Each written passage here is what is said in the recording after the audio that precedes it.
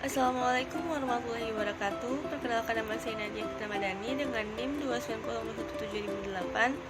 Prodi Akuntansi, dosen pengampu Dr. Agus M. Colik, SEMM, Universitas Pancasakti Bekasi. Di sini saya akan membahas tentang bank lembaga keuangan, yaitu tentang bank ya, atau lembaga keuangan dan bank juga bisa. Nah, di sini saya akan membahas tentang Bank OK Indonesia. Bank OK Indonesia atau lebih dikenal sebagai OK Bank adalah salah satu bank yang berdiri sejak 1991 dan berkantor pusat di Jakarta. Sejak berdiri, nama perusahaan awalnya adalah Liman International Bank.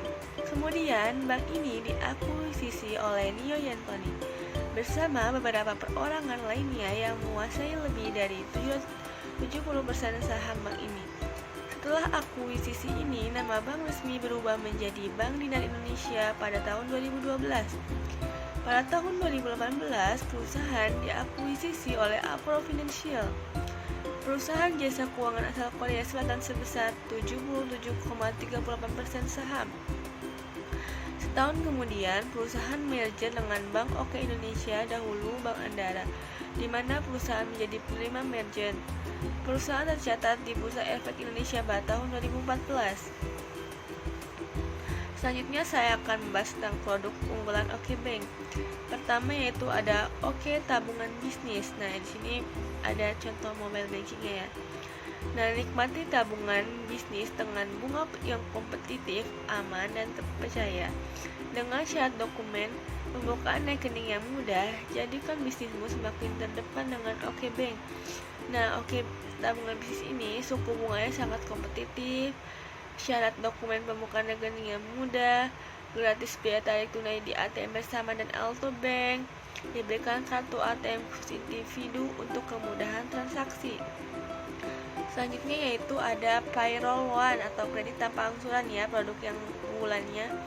Nah, keunggulannya itu suku bunganya kompetitif, plafonnya 3-200 juta rupiah, tenornya panjang hingga 5 tahun, terus tanpa anggunan,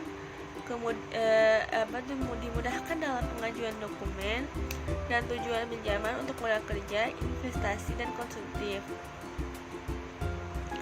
Nah, kenapa nasabah tertarik dengan produk-produk tersebut? Satu, yaitu kreditnya tanpa angsuran ya. Kedua, bisa dapat meminjam hingga 200 juta dengan cicilan maksimal 5 tahun. Nah, selanjutnya itu gratis biaya tarik tunai di ATM bersama dan Alto. Terus memperoleh bunga atau bagi hasil yang umumnya lebih tinggi dari bentuk simpanan lainnya.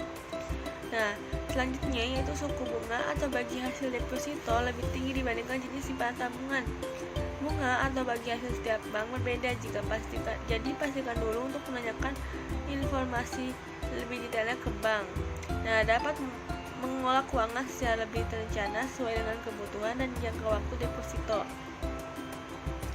Nah, di sini tuh ada persaingan bank. Gimana cara OK Bank bersaing itu?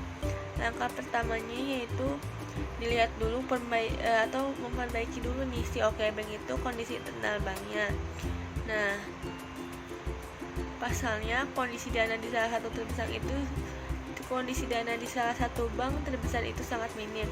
Di bank apapun, ketersediaan dana dari nasabah menjadi jaminan kehidupan bank tersebut.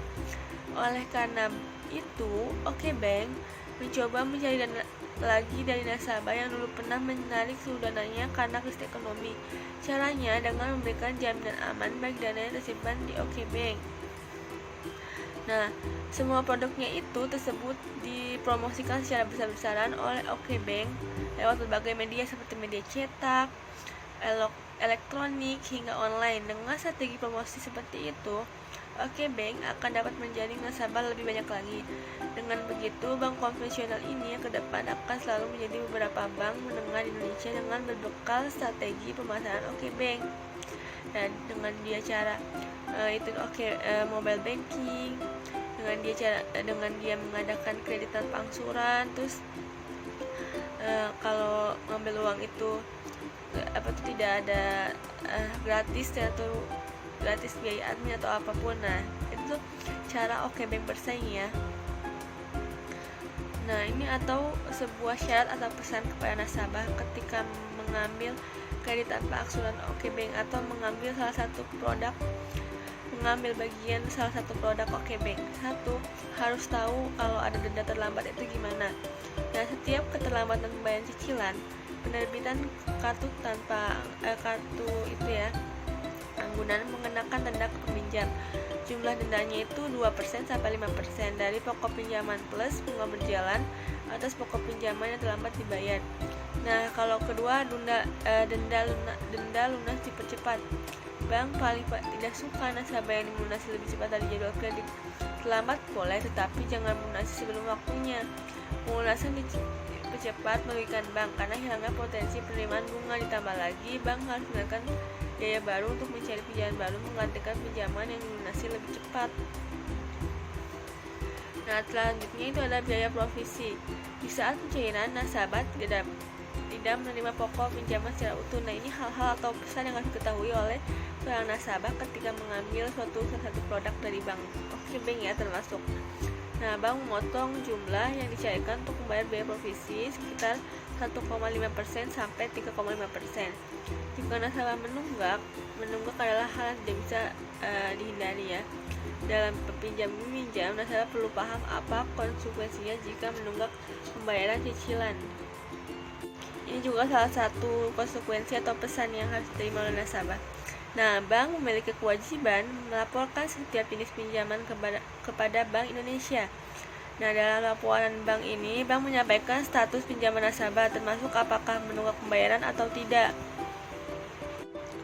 Dalam laporan ke BI tersebut, bank menyampaikan status pinjaman nasabah termasuk apakah menunggak pembayaran atau tidak. Semua bank Indonesia bisa mengakses informasi pinjaman yang dilaporkan ke BI. Atau ini tuh kayak kita tuh harus tahu BI checking ya. Jadi kalau kita pinjam itu harus bayar tepat, karena kalau nggak bayar tepat itu biasanya kita terdeteksi punya nama jelek karena selalu nunggak ya. Nah, jika pinjaman KTM menunggak, kemungkinan besar nasabah tersebut akan sulit mengajukan kredit di bank lain, karena bank lain melihat bahwa nasabah tersebut punya catatan kredit buruk dan dilaporkan BI checking atau otoritas jasa keuangan ya. Nah, ini tentang bank ya. Sekian dari saya, kurang lebihnya mohon maaf. Wassalamualaikum warahmatullahi wabarakatuh.